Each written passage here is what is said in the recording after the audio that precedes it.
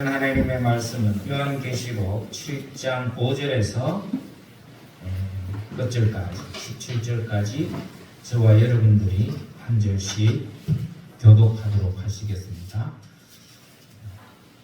요한계시록 7장 5절에서부터 찾으신 줄 알고 제가 교독하겠습니다. 유다 지파 중에 입맞은 자가 12,000이요 루벤 지파 중에 12,000이요 갓 지파 중에 12,000이요 나타는 지파 중에 12,000이요 납달리 지파 중에 12,000이요 문하세 지파 중에 12,000이요 시몬 지파 중에 12,000이요 레위 지파 중에 12,000이요 이사갈 지파 중에 12,000이요 스불론 지파 중에 12,000이요 요셉 지파 중에 12,000이요 베냐민 지파 중에 입맞은 자가 12,000이라. 이 일 후에 내가 보니 각 나라와 족속과 백성과 방언에서 아무라도 능히 셀 수 없는 큰 무리가 흰옷을 입고 손에 종려가지를 들고 보좌 앞과 어린 양 앞에 서서 큰 소리로 외쳐가되 구원하시니 보좌에 앉으시는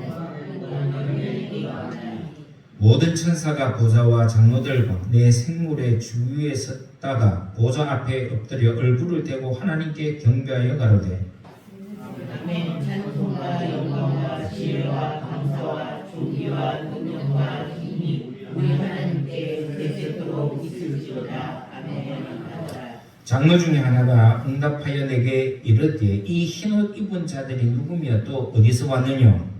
내가 말하되 주여 주여 당신이 알리라. 그가 나를 이르되 이는 하나님에서 나오는 자들인데 어린 양의 피에 그 옷을 씻어 선명하게 하느니라. 그러므로 그들이 하나님의 보좌 앞에 있고 또 그의 성전에서 밤낮 하나님을 섬기며 보좌에 앉으신 이가 그들을 위해 장막을 치시리. 저희가 다시 줄이지도 아니하며 목마르지도 아니하고 해나 아무 뜨거운 기운에 상하지가 아니하시니. 다 같이요. 이는 보좌 가운데 계신 어린 양이 저희의 목자가 되사 생명수 샘으로 인도하시고 하나님께서 저희 눈에서 모든 눈물을 씻어 주실 것입니다. 아멘. 아멘. 오늘은 요한계시록 7장 5절에서 17절까지 말씀입니다. 오늘 이 본문은 크게 두 부분으로 되어 있어요. 첫째는 하나님의 인치심을 받은 14만 4천 명에 관한 그 내용과 두 번째는 그 외 큰 무리들에 대한 말씀이에요. 이미 제가 지난주에 14만 4천 명에 대한 설명을 드렸죠. 그런데 오늘 본문에는 그 14만 4천 명의 근거가 되는 말씀이 나옵니다. 그것은 이스라엘의 12지파를 근거로 해서 각 지파마다 12,000명씩 총 14만 4천 명이 인침을 받았다라고 하는 내용이 오늘 바로 그 내용입니다. 근데 여기서 우리가 중요하게 알아야 될 게 하나 있습니다. 그건 뭐냐면은 여기서 중요한 핵심은 인치심을 받은 수가 얼마냐가 중요한 게 아니라는 거예요. 중요한 것은 뭡니까? 인치심을 받았느냐 안 받았느냐가 중요한 거죠. 몇 명이 받았다, 몇 명이 안 받았다, 그건 여기서 중요한 문제가 아니에요. 24만 4천 명이 상징하는 가장 중요한 요소는 중요한 그 핵심은 뭐냐면은 그들에게 인침을 받았다는, 그들의 인침을 받은 사람이다. 여러분, 교회에 몇 사람이 나오느냐가 중요합니까? 가끔 보면 우리 교회는 몇백 명, 몇천 명, 몇만 명 모이는 교회다, 그렇게 자랑하는 사람들이 있어요. 여러분, 그게 중요해요. 과연 교회 안에 얼마나 많은 사람들이 모여있느냐, 그 수가 중요하냐고요. 그 수 중요하지 않거든요. 중요한 게 뭡니까? 그 가운데 진짜 믿음을 가진 성도가 몇 명이냐는 게 그게 더 중요한 거죠. 그래서 여러분, 우리 교회가, 드라마 교회가 수가 적다고 여러분 우리가 자주 섞인 마음을 가질 필요가 전혀 없어요. 제가 늘 그랬잖아요. 일단 100이 되고 일단 1000이 되면 되는 거예요. 1000명이 모이고 10,000명이 모여도 거기 제대로 된 한 사람이 없으면 그건 무용지물이라는 거예요. 오늘 말씀도 우리에게 주시는 교훈이 그런 거예요. 14만 4천 명이 아니고 144만 명이라도 가장 중요한 것은 뭐냐면 그 사람들에게 입맞은 사람들이냐 아니냐라는 거예요.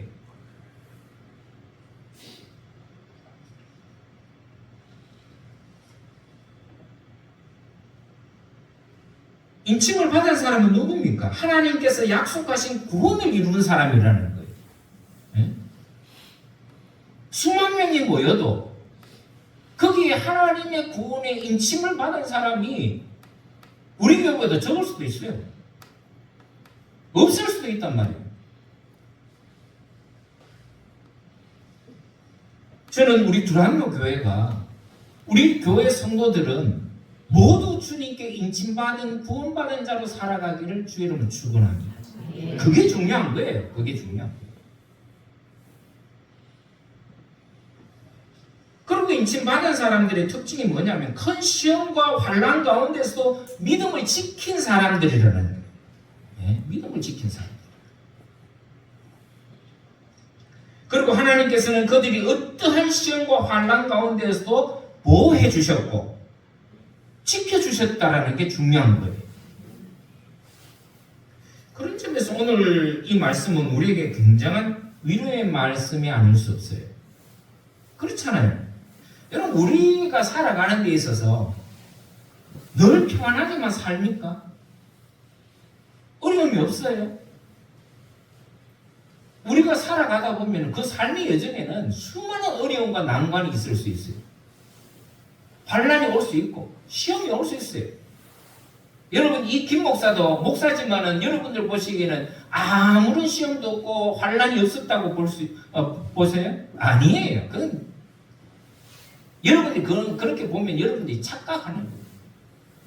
이 김 목사도 많은 시험과 연단을 거쳐왔어요. 세상에서 살아가는데 하나도 어려운 가운데 살지 않고 그냥 편안하게 살아갔다. 그건 거짓말이에요. 이 나라의 최고 부자도 여러분 어려움이 없겠어요? 위기가 없었냐고요? 다 있었어요. 단지 그게 크냐 작으냐, 많냐 적으냐의 차이일 뿐이지 사람이라면 이 살아가는 가운데서 수없는 어려운 여건과 환경 속에서 우리는 살아갈 수밖에 없어요. 그런 존재들이에요. 그런데 그런 어려운 여건과 환경 속에 살아도 누군가 여러분 자기 옆에서 힘이 되어주고 위로가 되어주고 힘이 되어주는 사람이 있다. 그건 절망할 수가 없죠. 제가 저희 선친이 오래전에 돌아가셨지만은 제가 아버님이 살아계실 때는 솔직히 무서운 게 별로 없었어요. 어려움이 별로 없었어요. 뭐 그렇다고 전혀 어려움이 없냐? 어려움이 있었죠. 근데도 제가 그 어려움에 노예가 되거나 좌절하거나 낙심하거나 뭔가 있어서 내 삶을 포기하는 적은 없었어요. 근심 걱정이라는 게 없을 수 없죠. 여러분 우리 인간은 날 때부터 근심 걱정이 생기는 거예요.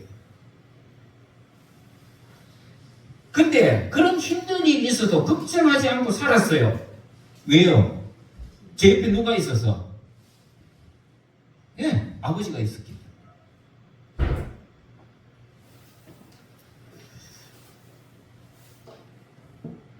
아버지라는 존재만으로도 제게는 큰 힘이 되었어요. 든든한 백이 있었어요. 근데 제 나이가 30이 되어서 아버님이 돌아가셨어요. 좀 일찍 돌아가신 편이죠. 그때 제가 얼마나 힘든지 몰라요. 힘들었어요. 무척 힘들었어요. 아버님이 살아계실 때는 몰랐는데 아버님이 돌아가시니까 갑자기 제 눈앞이 깜깜해졌어요. 이유가 뭘까요? 내가 그렇게 의지했던 의지서가 사라지니까 너무 힘든 거예요. 앞이 안 보이는 거예요. 아버지가 살아 계실 때는 그걸 몰랐어요. 근데 아버님 장례를 마치고 집에 딱 들어와 보니까 뭔가 허전한 거예요. 텅 빈 거예요. 그때 제가 깨달은 게 있었어요. 하나님을 내 의지처로 피난처로 삼는 사람이 복이 있다 하는 말씀이 제가 확 와닿았어요. 하나님을 내 피난처로 의지처로 삼는 사람이 얼마나 큰 복인가 제가 그때 알았어요. 그래서 시편 34편 8절에서 보면 이런 말씀이 있어요. 너희는 여호와의 선하심을 맛보아 알지어다. 그에게 피하는 자는 복이 있도다. 너희 성도들아 여호와를 경외하라. 저를 경외하는 자에게는 부족함이 없도다. 젊은 사자는 궁핍하여 줄일지라도 여호와를 찾는 자는 모든 좋은 것에서 부족함이 없으리로다. 여러분, 우리 하나님 믿는 사람에게 있어서 이것만큼 큰 복이 어디 있어요? 사무엘하 22장에 보면은 다윗이 또 이렇게 고백했어요. 여호와께서 다윗을 모든 대적의 손과 사울의 손에서 구원하신 그날에 다윗이 이 노래의 말씀으로 여호와께 아뢰어 가로되 여호와는 나의 반석이시요 나의 요새시요 나를 건지는 자시요 나의 하나님이시요 나의 피할 바위시요 나의 방패시요 나의 구원의 뿌리시요 나의 높은 망대시요 나의 피난처시요 나의 구원자시라. 나를 흉악에서 구원하셨도다.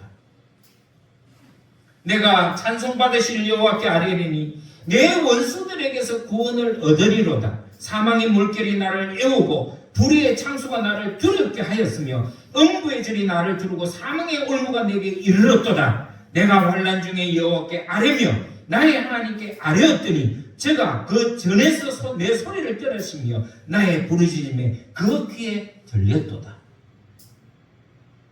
여러분, 그 위대한 다윗 왕도 뒤로올 때가 있었어요. 어찌할 수 없는 절망 가운데 있었어요. 그래도 다윗이 힘을 얻었던 이유가 뭐예요? 전능하신 하나님, 나의 피할 바위가 되시는 하나님, 그분이 옆에 계셨기 때문에 그런 거예요. 우리가 어떤 어려운 난관과 시험에 빠지더라도 누군가 나를 이끌어 주시는 분이 있다면 얼마나 큰 힘이 되겠습니까? 그건 마찬가지예요. 하나님의 자녀로 인침을 받은 사람은 하나님께서 끝까지 지켜주시고 보호해 주심을 여러분 오늘 이 말씀 속에서 우리에게 주시는 교훈이 거기 있는 거예요. 실망하지 마세요. 낙심하지 마세요.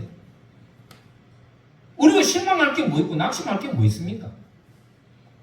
우리 옆에는 든든한 구원의 하나님이 계시기 때문입니다.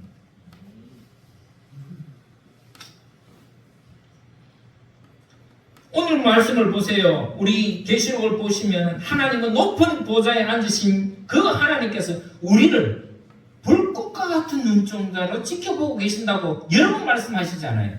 약속해 주셨지 않아요? 그걸 생각하면 우리에게 두려울 게 뭐가 있겠어요? 낙심할 게 뭐가 있겠어요? 여러분, 어떤 인생의 높은 파도 속에서도 그냥 담담하게 살아갈 수 있는 거예요. 그래서 다윗은 시편 27편 1절 3절에서 이렇게 고백했어요. 여호와는 나의 빛이요 나의 구원이시니 내가 누구를 두려워하나? 내가 누구를 두려워하나? 여호와는 내 능력이시니 생명의 능력이시니 내가 누구를 무서워할까? 여러분, 무서워하는 게 있습니까? 두려워할 만한 일들이 있습니까? 걱정하지 마세요. 주님께 기도하고 주님께 피하면 됩니다. 주님께서 여러분들을 지켜주실 줄 믿습니다. 잠시 잠깐 사는 이 세상에서 우리가 누구를 두려워하고 뭘 무서워하겠습니까? 세상에 그 어떤 어려움과 힘듦이 우리를 이기겠어요? 천만의 말씀이에요. 우리가 믿음 가운데 서 있으면 그건 아무것도 아니에요. 지나가면 다 여러분 그렇잖아요. 여러분들 지금까지 뭐 짧으면 30평생을 또 뭐 많으시면 지금 7, 80평생을 살아가시면서 돌아보세요. 많은 어려움들이 있었죠. 다 극복하고 살았었잖아. 여러분들이 그 극복 못하고 지금 그 했다면 여러분 지금 이 자리에 앉아 있을 수 있겠어요? 저도 돌아보면 엄청난 위기, 힘들고 그 고난의 시간이 있었지만 지금 돌아보면 다 극복해낸 거예요.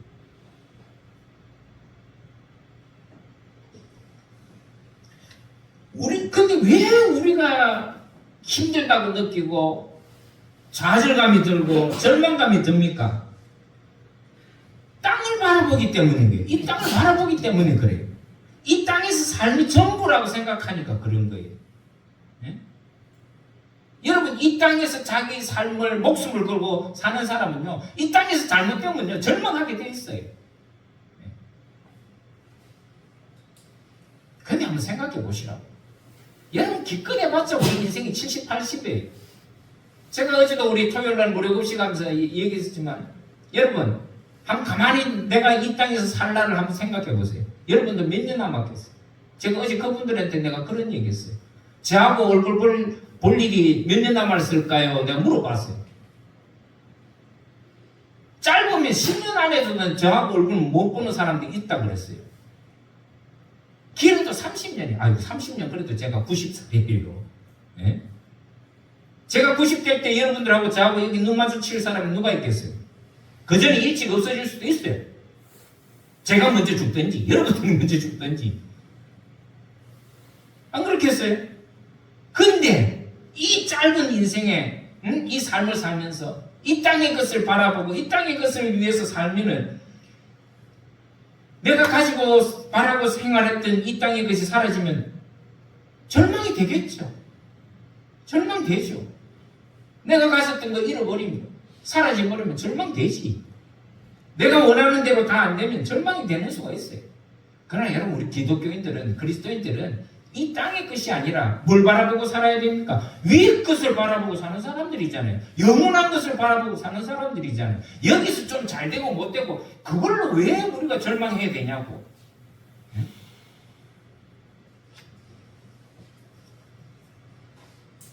이 땅에 소망을 두고 살기 때문에 그래요. 이 땅에. 근데 그건 참 소망이 아니잖아요. 우리에게는 하나님의 나라, 영생이 있잖아요. 그걸 보고 사는 사람들인데 뭐 이 땅에서 길어야 70, 80 사는 이 삶 속에서 이게 있는 거에 대해서 막 없으면 그냥 죽는다고. 그게 뭐 하는 짓이냐고.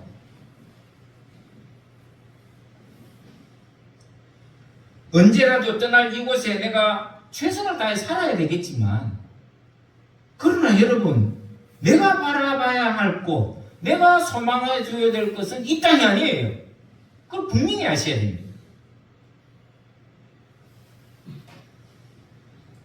우리가 바라봐야 될 곳은, 우리가 가져야 될 소망은 하나님의 나라예요. 그러면 이 땅에 아무리 힘들고 어려워도 까짓 거 못 견디겠어요? 잠시 잠깐 견디면 되는 일인데. 내가 낙심하고 힘든 이유는 한 가지입니다. 내가 이 땅의 것에 너무 집착하며 사니까 그런 거예요. 그래서 우리 믿는 자는 있어도 자만하지 않고 없어도 비굴하지 않게 살아야 되는 거예요. 당당하게 사는 거지. 우리 그리스도는 그렇게 살아야 돼요. 있다고 그들먹거리고 말이죠. 목에 깁스해 갖고 다니고 말이죠. 그래 봤자예요. 그래 봤자. 당당하게 살아야 됩니다. 왜요? 우리의 참된 소망은 하나님 나라에 있잖아요. 이 소망을 가진 사람이 누구라고요? 하나님의 인침받은 사람들이라는 거예요. 여러분, 하나님께 인침받은 사람은 당당하게 사는 거예요. 뭐 이 세상에 거 좀 못 가졌다고 중리 사니 그런 사람은 인침받는 사람이 아니에요. 그래서 제가 하나님의 인침을 받는 사람이 중요하다고 제가 강조하는 이유가 바로 거기에 있어요. 수가 중요한 게 아니에요. 내가 하나님께 인침을 받고 사느냐 안 사느냐, 그게 중요한 문제라는 거예요. 그러면 내가 하나님의 인침을 받았는지 안 받았는지는 어떻게 하냐? 그건 여러분 조금만 신경 써서 성경을 읽어보면 알 수 있고, 제가 수도 없이 설교한 말씀이 다 있어요. 여러분 마태복음 10장 22절에 또 너희가 내 이름을 인하여 모든 사람에게 미움을 받을 것이나 나중까지 견디는 자는 구원을 얻으리라. 견뎌야 돼요. 견뎌내야 돼요. 시험이 와도 환난이 와도 견뎌내야 돼요. 제가 믿음의 다른 말이 뭐라 그랬어요? 인내라 그랬잖아요. 참아내는 거예요. 견디는 거예요. 믿음이 다른 뭐 거창한 게 아니에요. 큰 믿음의 사람이 어떤 사람이냐? 큰 고난이 와도 크게 참아내는 사람이에요. 인내하는 사람이에요. 그 사람이 결국은 승리자가 되는 거예요. 마가복음 16장 16절에 믿고 세례를 받는 사람은 구원을 얻을 것이요 믿지 않는 사람은 정죄를 받으리라. 그래서 제가 세례 받는 게 중요하다고 그랬잖아요. 세례 받는 거 중요한 문제입니다. 왜냐? 세례 받는다는 것은 내가 앞으로 내 인생을 하나님께 맡기고 주님께 맡기고 주를 믿는 믿음으로 내가 살겠다라고 하는 자기 결단과 하나님의 인치심이 바로 세례거든요.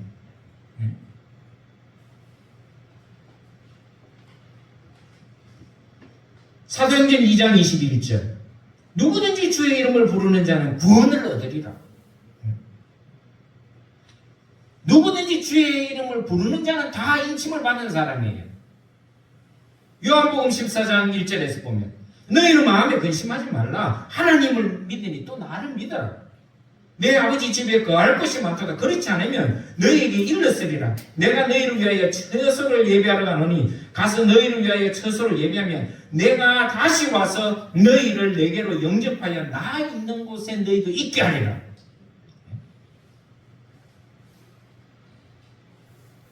여러분 요한계시록을 통해서 우리가 확실히 알 수 있는 것은 하나님의 인침을 받은 사람은 그 어떤 환난에서도 하나님께서 함께해 주시고 도우신다는 것을 환상과 계시를 통해서 계속 말씀하고 계시는 거예요. 그리고 두 번째는 아무도 능히 셀 수 없는 큰 무리에 대한 얘기예요. 9절부터 이 일 후에 내가 보니 각 나라와 족속과 방언과 백성과 방언에서 아무라도 능히 셀 수 없는 큰 무리가 흰옷을 입고 종려 가지를 들고 보좌 앞에 어린 양 앞에 섰다. 그렇게 나오죠. 여러분 이 무리는 각 나라와 족속과 백성과 방언에서 온 사람들이라고 나오는데 이 사람들은 이스라엘의 12지파와는 다른 하나님의 입맞은 사람들이에요.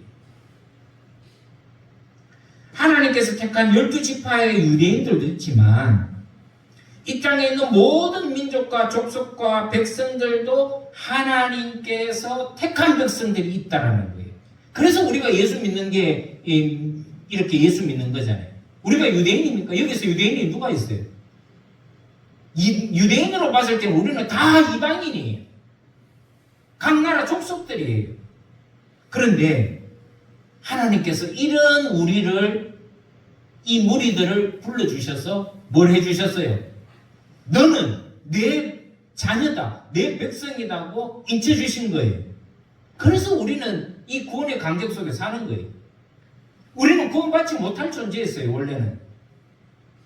근데 선택받은 유대인만 아니라 오늘 세계 모든 흩어지는 각 나라와 족속들 그들에게도 하나님께서 인을 쳐주셔서 너는 내 백성이다, 내 자녀다라고 인을 쳐주셨다는 거예요.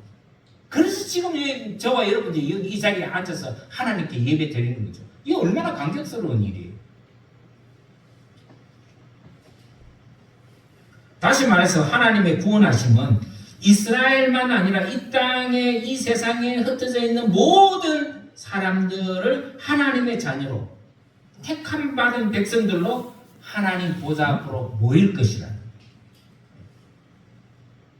그런데 14절에 보니 이 무리들은 큰 환난에서 나왔다 이렇게 기록하고 있어요.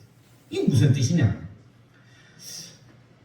아마 이방인들로서 예수를 믿고 하나님께로 돌아올 때 핍박받은 사람들을 아마 상징하지 않을까, 지칭하지 않을까 그렇게 생각이 들어요. 지금은 우리나라에서는 뭐 예수 믿는다고 핍박이 없지만은 지금도 저 중동의 이슬람 국가에서 예수 믿는 건 목숨을 거는 거예요. 우리나라도 과거에는 그랬어요. 제가 지난번에도 한번 말씀드렸지만은 제 먼 친척, 오촌, 오촌 같으면 요즘 뭐 많이 멀지만은 옛날 같으면 오촌 그러면은 뭐 멀진 않죠. 저희 가문에서 오촌 아재 되시는 분이 목사가 되셨어요. 그것도 고신책의 목사가 최초로 되셨어요. 우리 집안에서. 얼마나 많은 핍박이 있었는지 몰라요. 문중에 행사가 있든지 대수사가 있었을 때 아이게 발도 못 붙이겠어요. 제가 어릴 때 중학교 때 고등학교 때 제가 교회를 다닐 때 그 같이 다니는 아이들 중에서 교회 나간다고 여자애인데 아버지가 머리를 잘란 아버지도 있었어요. 생각해 보세요. 중학생 여자애가 교회 나간다고 자기 아버지가 머리를 잘라버려요. 그리고 성경책을 마당에다가 불태워버렸어요. 요즘은 그런 사람은 없지만은 그래도 아직까지도 예수 믿는다는 이유 때문에 환난을 받고 박해를 받는 사람들이 참 많이 있어요. 특히 이슬람 가운데서는. 그런데 여러분 보세요. 그런데 이런 사람에게 하나님이 베푸신 은혜와 약속이 그 다음에 이어져 나옵니다. 15절 마지막을 보니 그들 위에 그들이 누구예요? 큰 무리들, 핍박 가운데서 나온 큰 무리들을 얘기하죠. 환난 가운데서 나온 자들입니다. 그들 위에 하나님께서 뭘 세웠다고 나옵니까? 장막을 세웠더라. 이 장막은 보호를 의미해요. 보호를. 하나님께서 지키심을 의미하는 거예요. 그리고 약속하신 게 있어요. 16절 이후로 보면 저희가 다시 줄이지도 아니하며 목마르지도 아니하고 해나 아무 뜨거운 기운에 상하지 아니할 것이라. 여러분 그런 박해와 어려움과 환난 가운데서 인침을 받은 자들이 그런 무리들이 하나님 앞에 나왔을 때 하나님은 그들을 절대로 버려두시지 아니하십니다. 보호해 주시고 여기 보면은 다시는 줄이지도 않고 목마르지도 않고 아무 해나 아무 뜨거운 기운에 상하지 않을 것이다. 보호해 주시고 철저하게 보호해 주시고 더 이상 육체적으로도 고통받는 일이 없을 것이다라는 의미입니다. 다른 말로 세상이 주는 평안과 안식이 아니라 영원한 안식을 의미하죠.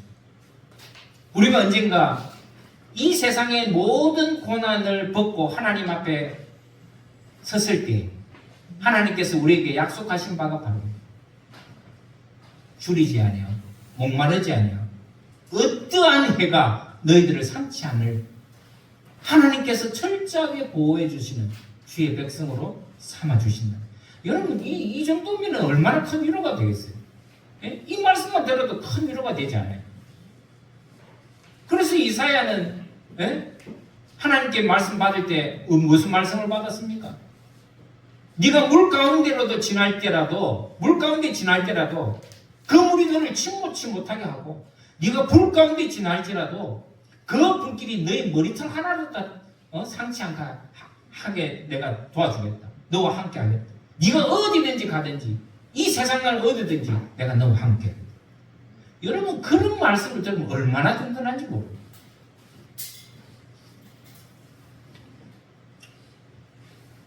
우리가 사는 이 땅에서는 목마르면 물을 길러 가야 되고 배고프면 밥을 구해야 되지만 내가 그런 일이 없도록 해주겠다. 여러분 이것보다 더 큰 위로가 어디 있습니까? 우리가 마지막 때를 살든 지금 이 시대를 살든 우리 믿는 자들에게 중요한 게 뭡니까? 우리가 어떤 시험과 환난을 만나도 역경 속에 있든지 하나님에 대한 확고한 믿음을 살아가는 그것이 굉장히 중요한 거예요. 인침을 받은 사람들의 삶. 우리의 믿음의 선조들이 그렇게 살았습니다. 그 믿음의 선진들이 지금 하나님의 보좌 앞에서 또 예수 그리스도의 어린 양 앞에서 당당하게 서서 찬양하지 않습니까? 우리 믿는 자들에게는 실패는 있을 수 있지만 여러분 좌절해서 안 되는 이유가 바로 거기 있습니다. 누구나 실패할 수 있어요. 그러나 여러분 넘어질 수도 있고 자빠질 수는 있지만 좌절해서는 안 돼요. 왜?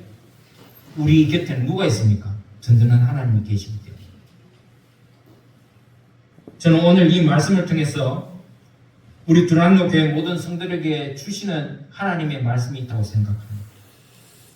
이런 하나님에 대한 믿음으로 인침받은 사람으로 승리하면서 살아가라. 그것이 바로 오늘 우리에게 주시는 교훈인 것입니다.